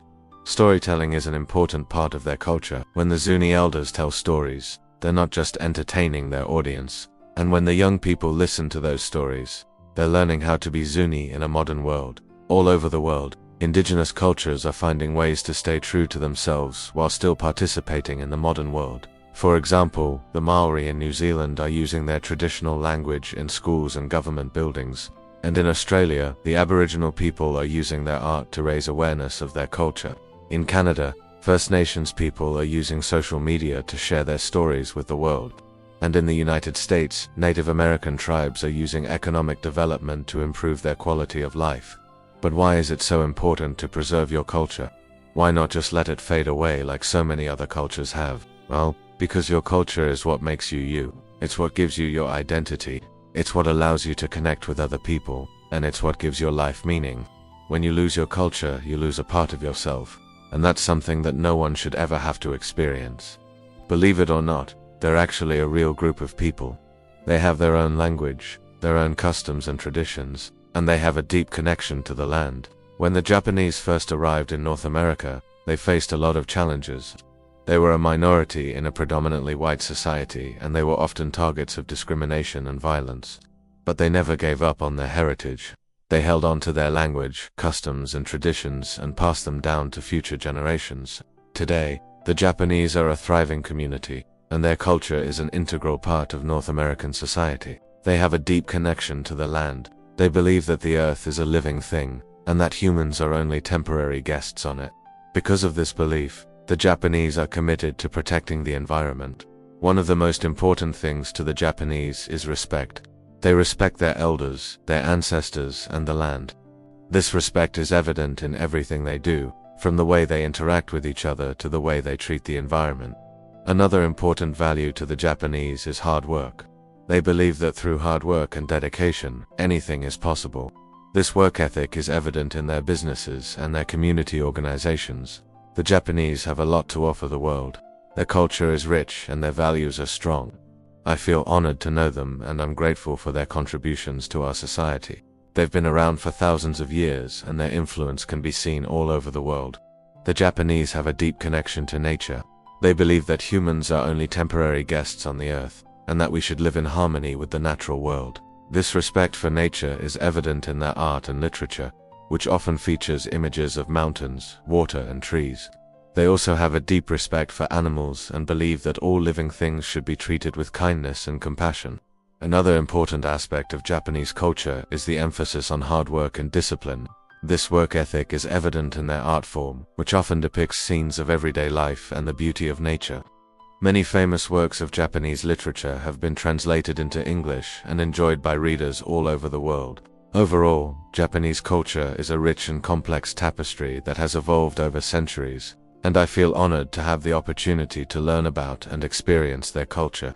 They are one of the largest tribes in the United States, and they have a rich culture and history. The Navajo language, culture, and traditions have been passed down for generations, and they continue to be an important part of Navajo identity. The Navajo people are known for their weaving, jewelry making, and silversmithing. The Navajo also have a deep connection to the land, and they believe that all living things are interconnected. They're committed to protecting the environment and preserving it for future generations. Despite facing many challenges throughout history, the Navajo people have persevered and continue to thrive. They have a strong sense of community and pride in their heritage, and they are working to ensure that their culture and language continue to be an integral part of their lives. As someone who's passionate about cultural preservation, I'm inspired by the resilience and determination of the Navajo people. Their commitment to their heritage and traditions is a testament to the power of culture and the importance of preserving it for future generations. If you're interested in learning more about the Navajo people, I encourage you to visit their reservation and experience their culture firsthand.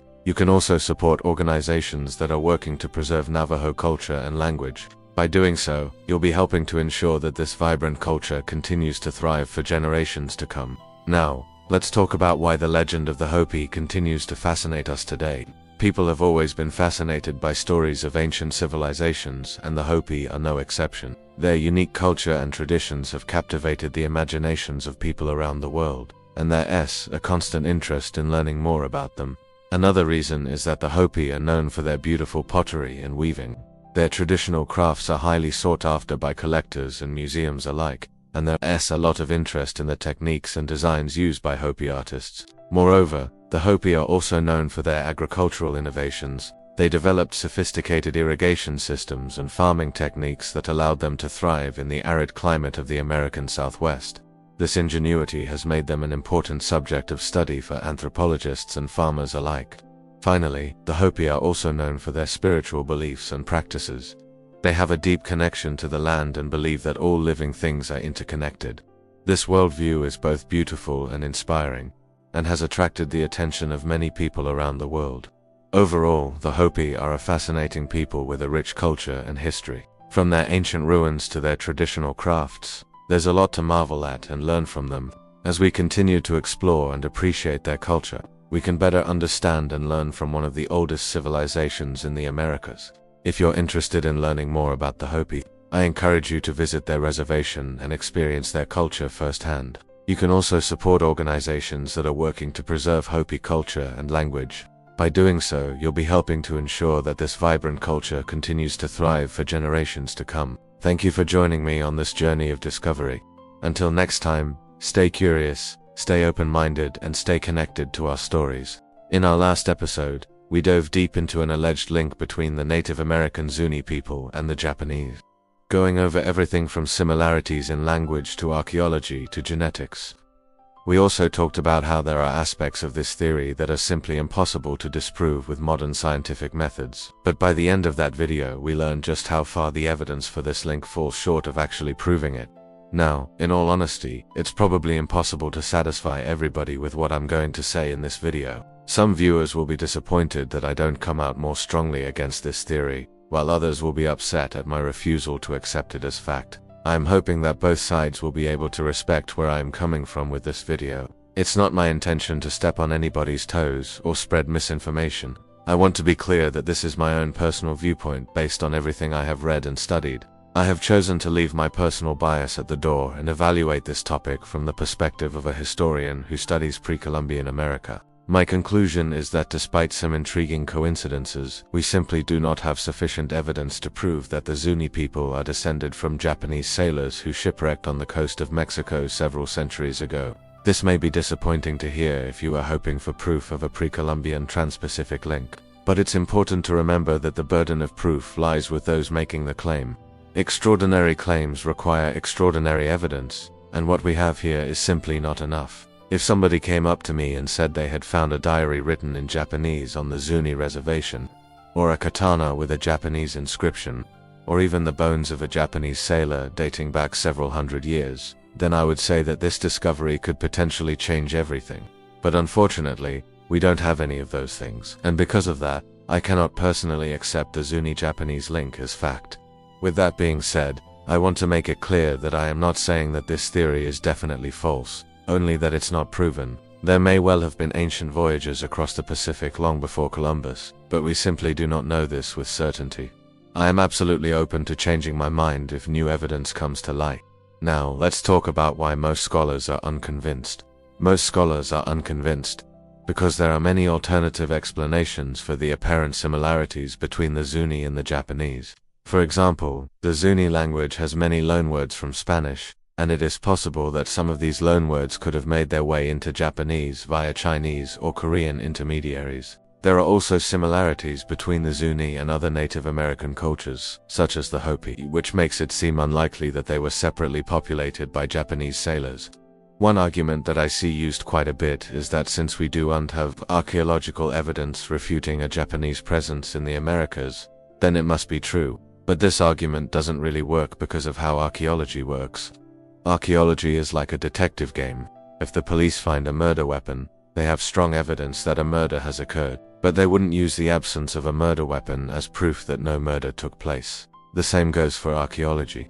If we don't have the archaeological evidence that proves a Japanese presence, it doesn't mean that it didn't happen. It just means that we currently lack the evidence to say for sure one way or the other. Another thing that we need to consider is sample size. Let us pretend that 100 people from Japan did actually make their way to North America around 1,000 years ago. That would be an incredible feat of seafaring, but it's certainly not impossible. But after 1,000 years of intermarriage with local Native American populations, it's very unlikely that the Zuni would have retained much genetic memory of their Japanese ancestors.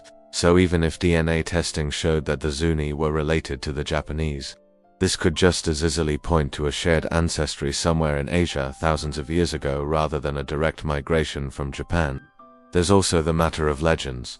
When it comes to legends, there is a difference between a legend that's still actively being passed down through oral tradition, and a legend that's been written down in a historical source. Legends that are still being told are often so fantastic in nature that they're really hard to take seriously. Think about stories of dragons, giants, and monsters. Now, this isn't to say that they aren't true, but we have to keep in mind that stories can be embellished over time, and that people don't always remember stories perfectly, which leads to inaccuracies. And then there are legends that have been written down in historical sources, which are often much more reliable than stories that are still being passed down through oral tradition. However, even written legends need to be approached with caution.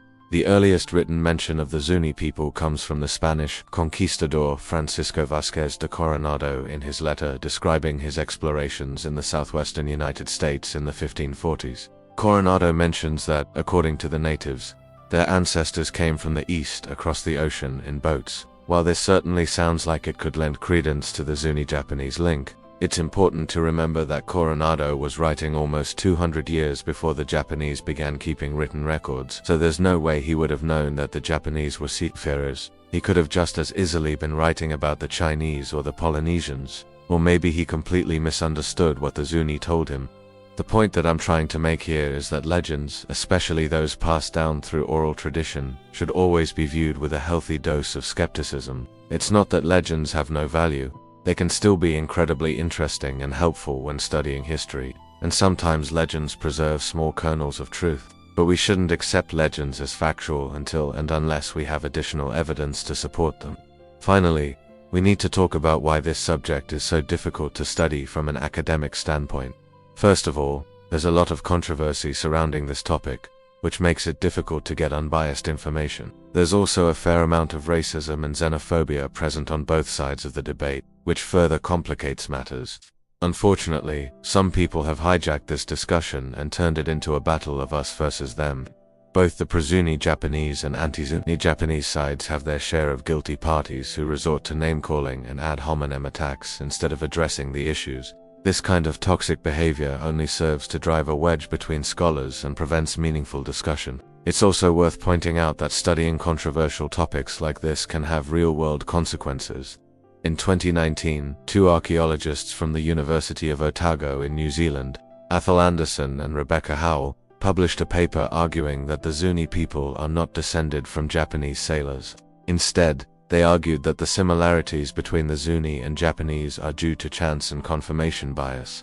This paper caused a lot of controversy, and Anderson and Howell received a fair amount of hate mail. In response, the university issued a statement distancing itself from the paper. This incident highlights the kind of blowback that scholars can face when they study controversial topics, and it's one of the reasons why many academics choose to stay away from controversial topics altogether. Another reason is that a lot of the evidence for the Zuni-Japanese link is anecdotal and difficult to study from a scientific standpoint.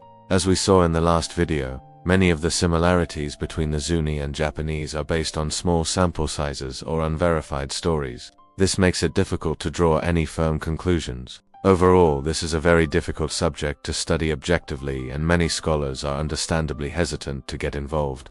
So if you're watching this video and you think that the Zuni are descended from Japanese sailors, that's totally fine. If you think that they aren't, that's fine too. I'm not here to tell you what to think. I just want to encourage you to be respectful of those who hold different opinions than you do, and to be willing to listen to other points of view. I believe that both science and story have their place in our understanding of the past. Science can provide us with a framework for understanding the physical world around us, but it can't tell us why humans behave the way they do, or why certain stories have endured for centuries. Stories, on the other hand, can teach us about human behavior and cultural values, but they can't always be trusted to give us an accurate account of the past. Ultimately, it's up to each individual to decide what they believe, but I hope that we can all agree that both science and story have their place in our understanding of the past. Thank you so much for watching. If you enjoyed this video, please hit the like button and subscribe if you haven't already. And if you have any thoughts or comments, please feel free to share them below. Thanks again for watching, and I'll see you next time. Stories like this remind me that despite our differences in geography and culture, we all share a fundamental desire to be seen, to be heard, and to feel connected to something greater than ourselves. Perhaps it's because we are such a social species, or maybe it's because we recognize the fleeting nature of life. But whatever the reason, it seems that no matter where we go or how different we are from each other, we all have an innate longing for connection and belonging. I've been thinking a lot lately about why humans link arms with each other, especially when we sing songs together. We've been doing it since the beginning, and I mean way before the beginning, before recorded history. Thousands of years ago, people would come together around a fire, their shadows dancing in the flickering light as they sang songs and told stories. I can only imagine the emotions that filled those moments, the laughter, the fear, the joy, the sadness. And the simple act of linking arms must have felt like a lifeline connecting them not just to each other but to something larger than themselves, a sense of community and shared identity. But why do we find solace in these connections? Why do we crave the feeling of being part of something bigger than ourselves? Maybe it's because in those moments, we feel truly alive. Or perhaps it's because we realize that even though life can be lonely and unpredictable, there is always hope for connection and belonging. As I continue my journey around the world, I am constantly reminded of the universality of this human experience. No matter where I go, I find people who, like me, seek connection and community. They may express it in different ways, but the underlying desire is the same. It's a testament to the power of the human spirit and our need to feel connected to something greater than ourselves. Sometimes I wonder if we could just stop for a moment and appreciate the profound significance of what we are experiencing. We are alive right now in this very moment, and we have the opportunity to connect with others in a meaningful way. But more than that, we have the ability to reach out across oceans and borders, across cultures and languages, and find common ground with people we've never met before. It's a privilege that we should never take for granted. And yet here we are, sitting in our comfortable homes or offices, sometimes forgetting the immense privilege that we have. We scroll through our devices, consuming content and rarely taking the time to pause and reflect on the interconnectedness of all things. It's easy to get lost in the endless stream of information and lose sight of the bigger picture. But if we do, we risk losing something essential to the human experience, our sense of community and belonging. When we make the effort to look beyond our own lives and reach out to others, we discover that we are all part of something much bigger than ourselves. We find comfort in knowing that we are not alone in this world, that there are others who share our joys and sorrows, our hopes and dreams. And when we come together and link arms with those around us, we create a powerful bond that transcends our individual differences. So let's take a moment to appreciate the beauty of this moment, the privilege of being alive and connected to something much bigger than ourselves. Let's reach out to those around us and build bridges of understanding and compassion. In doing so, we will discover the true meaning of community and belonging and find solace in the knowledge that we are all part of the same human family. It was 1873 when 3 college students met up with an adventurous spirit and curiosity. Their destination, Mount Pilchuck, a summit located near Seattle that had been drawing explorers since the days of the indigenous tribes who regarded it as a sacred site. As they began their ascent, little did they know that their journey would lead to an unexpected discovery that would forever change their lives. The name of the first student was John. He was a thoughtful young man with a passion for literature and a deep appreciation for the natural world. The second student, Tom, was known for his infectious laughter and his ability to find joy in every situation. And the third student, Will, was a quiet observer, always curious about the world around him. As they made their way up the mountain, the 3 friends talked about their dreams and aspirations. John spoke of his desire to travel the world and write about its people and cultures. Tom shared his plans to start a business that would allow him to help others. And Will mentioned his interest in studying the stars and the mysteries of the universe. Each of them had a unique perspective on the world, and their friendship was a source of strength and inspiration for them. After hours of hiking, they reached a clearing at the top of the mountain. But their elation soon turned into concern as they realized they were caught in a sudden rainstorm. With no shelter in sight, they huddled together trying to stay warm and dry. It was then that they noticed a cave nearby. They quickly made their way to it and found refuge inside. As the storm raged outside, the 3 friends sat around in the cave and talked about their fears and insecurities. They shared their doubts and worries with each other, knowing that they could trust each other completely. John admitted his fear of failure, Tom confessed his worries about his family, and Will revealed his loneliness. Suddenly, Tom burst out laughing, and the sound echoed through the cave. His friends looked at him in surprise, wondering why he was amused. "What's so funny?" asked John. "This," said Tom, pointing to the mountain peak outside the cave. "We came all this way to reach the top of the mountain, and now we can't even see it because of the clouds and the rain. It's like we wasted our time." John and Will couldn't help but smile at Tom's words. They realized that he was right. They had come so far, planning and hoping to reach the summit, and now they couldn't even see it. But instead of being disappointed, they decided to embrace the moment and make the best of it. They started a fire to keep warm and make the cave more comfortable. They shared stories and jokes, and they talked about their dreams and aspirations. For a while, they forgot about the storm raging outside and focused on the warmth of their friendship and the beauty of the present moment. As the night went on, the three friends realized that they had gained something valuable during their unexpected adventure. They had learned that true friendship meant accepting each other as flaws and weaknesses, and that true happiness came from embracing the present moment, no matter how uncertain the future might be. When the storm finally subsided and the sun began to peek through the clouds, the three friends emerged from the cave, refreshed and rejuvenated. They looked at each other with newfound respect and admiration and knew that their friendship had grown stronger through their shared experience. As they made their way down the mountain, they talked about how their lives had changed during their time in the cave. John realized that he didn't need to travel the world to find inspiration. He could find it in the people and nature around him. Tom understood that his dreams and ambitions were important, but they shouldn't come at the expense of his relationships and happiness. And Will realized that the universe wasn't something to be feared, but a source of wonder and beauty to be embraced. From that day forward, the three friends continued to explore the world, but now they did so with a deeper understanding of themselves and the value of friendship. They carried with them the lessons they had learned in the cave, and they used them to guide them through the challenges and triumphs of life.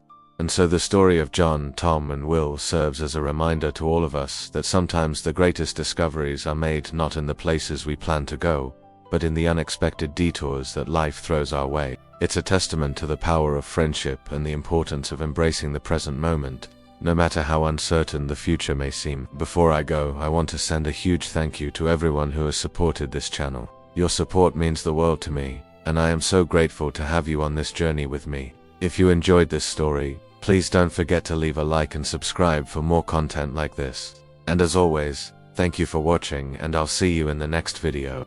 Chapter 13 Summary: Legends Across Oceans. Hello friends. Another day, another chapter. It's me, here in Japan.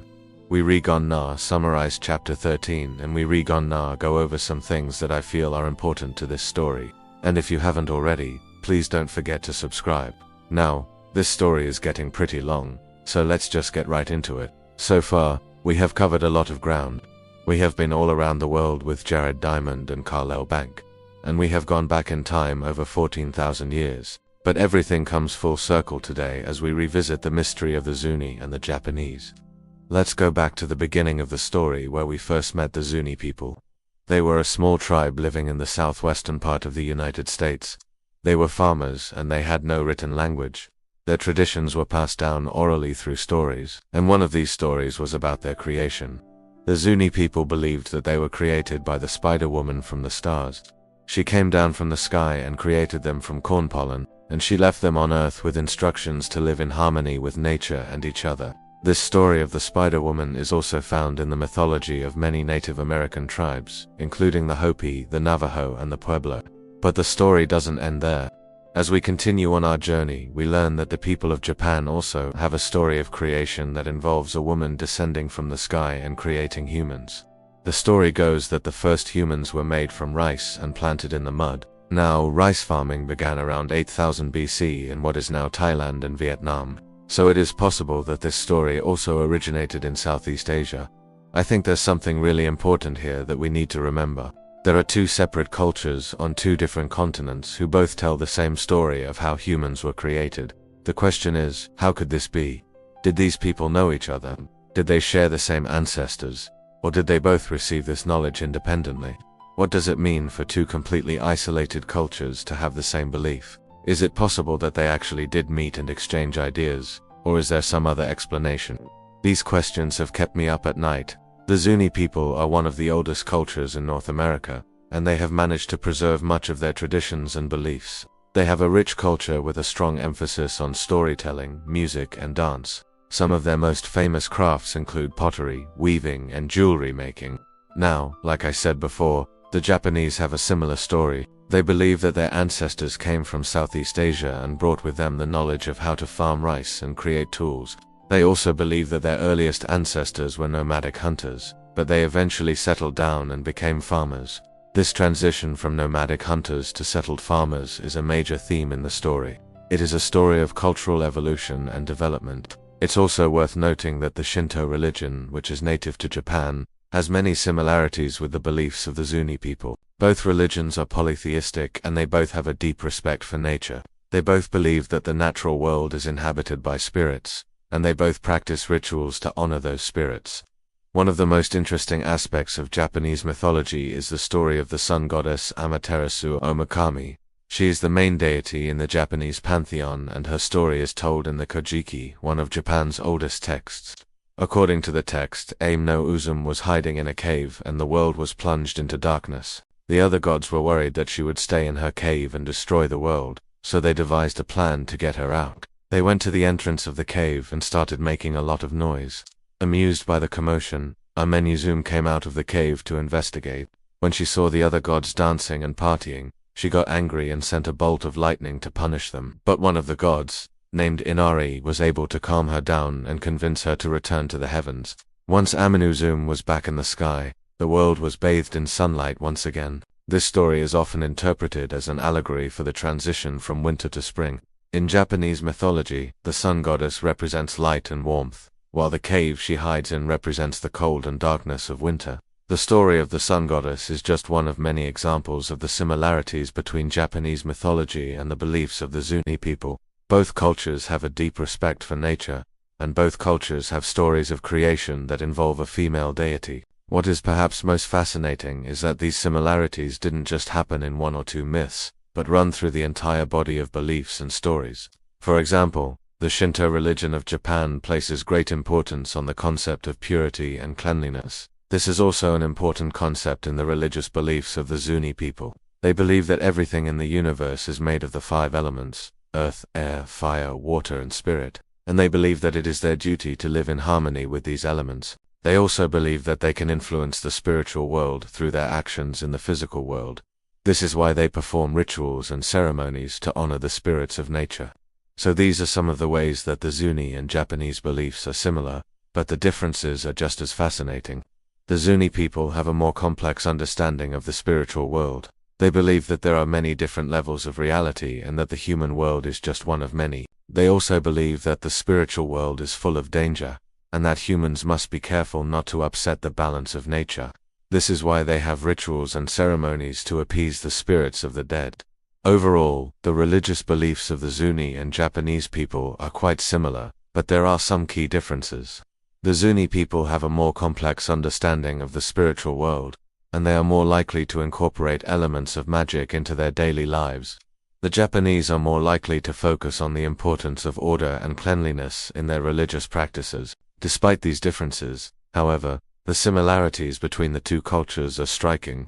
It is clear that they have been influenced by each other in significant ways, and that their shared beliefs have helped to shape their cultures. As I have said before, the story of the Zetek in Japanese is truly amazing. The similarities between these two cultures are truly remarkable, and raise questions about the possibility of contact between them thousands of years ago.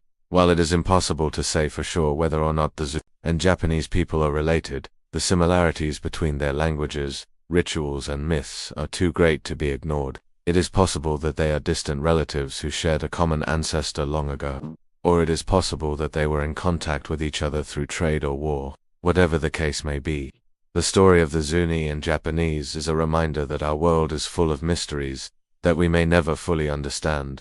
We still have 4 more chapters to go in this series, but I wanted to take a moment to reflect on the journey we have taken so far. We have met some amazing people who have taught us about their cultures and beliefs. We have learned about the history of the human race and how we have evolved over time.